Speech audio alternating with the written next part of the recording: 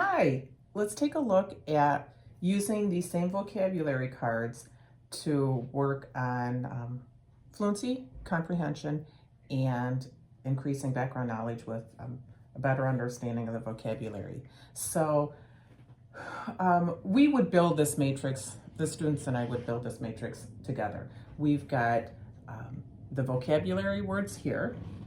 We've got the definitions here. We've got the sentence from the text here with the page number. You know what I did not think to put in here are the pictures. So pictures could be put in this matrix also. So we're going to focus on just one of them today, and I usually let the students pick.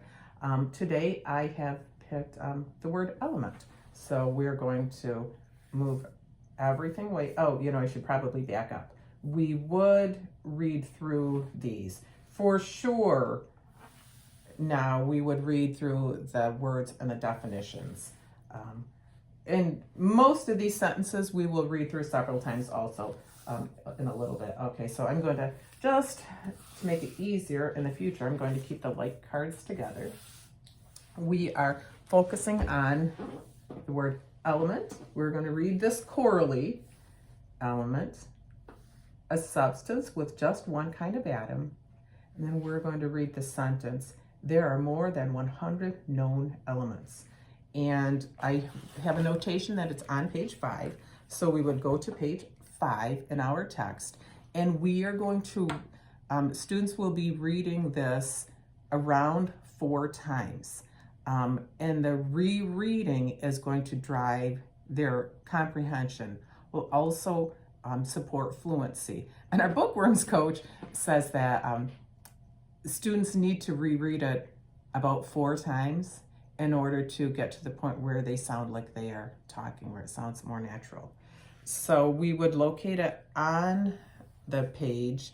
And the word elements actually is on this page a few different places. We're going to focus on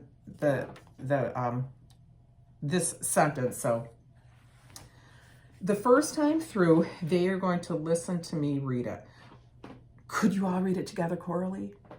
Probably, that's probably fine. Okay, so the heading is common elements. They would be following along in their book. There are more than 100 known elements. Out of these, oxygen, silicon, aluminum, iron, calcium, sodium, potassium, and magnesium are the most common in Earth's crust. These 8 elements combine with each other and other elements in different ways to form every kind of mineral. First of all, I hope I pronounced all those elements correctly. I find it helpful to read more than just this sentence because students, we're going to be working together to build a super sentence with this word element.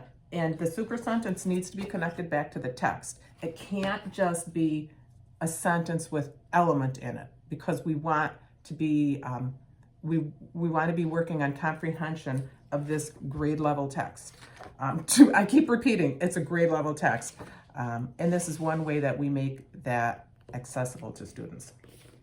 Okay, so the first time I have them listen to me, the second time we read it together chorally. We read it at their choral reading speed. And the bookworms curriculum, that's given to us on the speed. So I guess if you don't have that, truthfully, I've never tried to find it on the internet. Maybe it's readily available. I don't know. But if you don't have that, just be mindful. It's not your speed of reading. It's probably going to be much slower and feel sort of unnatural for you.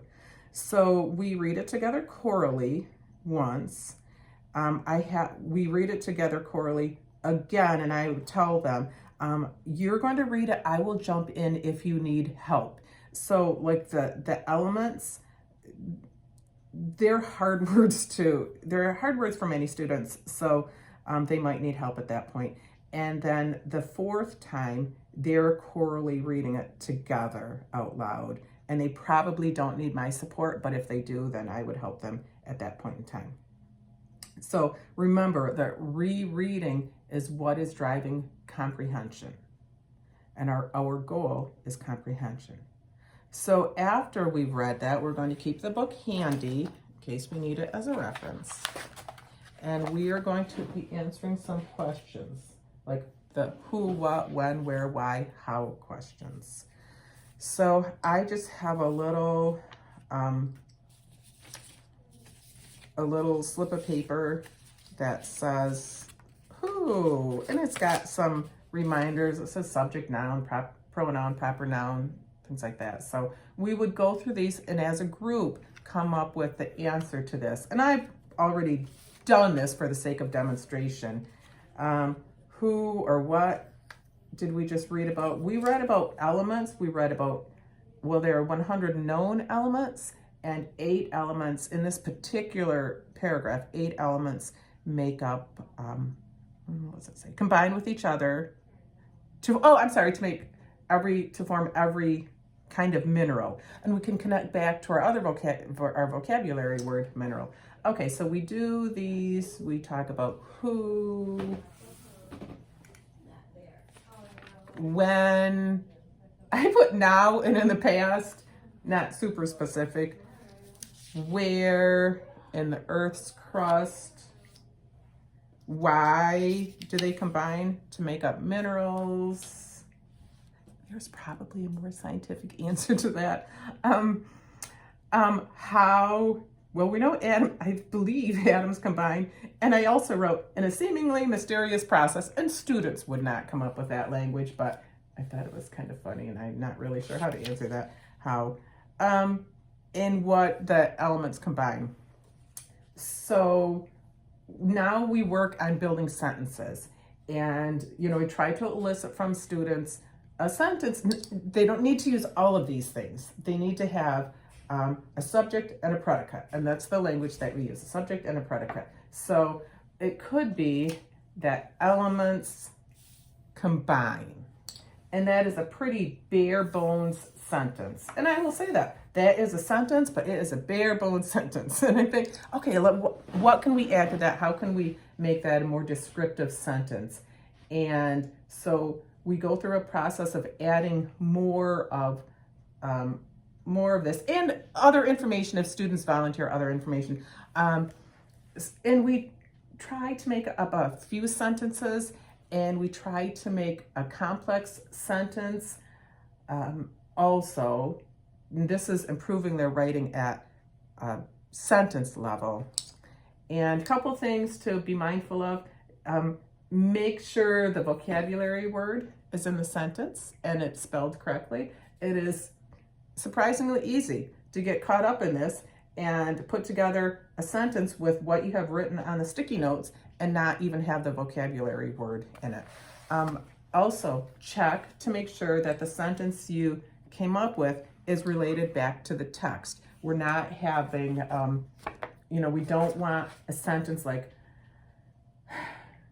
one element of baking is adding is creaming butter and sugar. That's true, but we're specifically working on comprehending this text.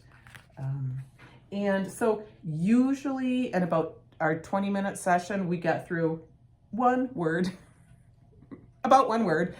So the next day we do the matrix again. Like if we have, frequently we're working on a 5-day cycle here.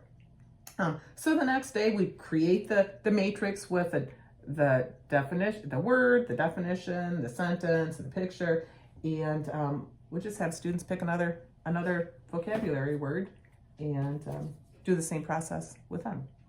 Thanks so much. I hope this was helpful.